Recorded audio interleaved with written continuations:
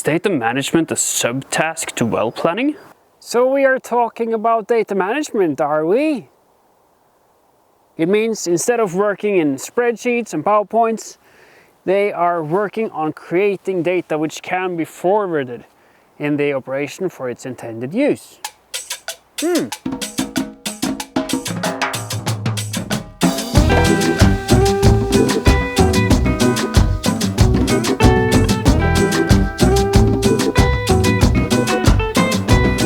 Our goal has always been to build a data model which allows for workflows to see the big picture.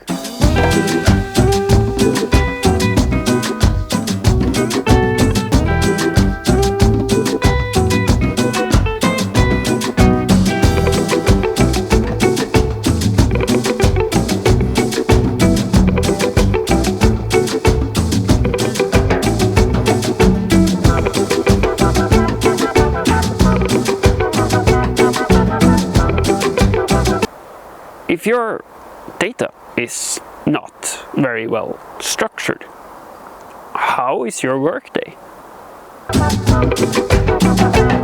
I am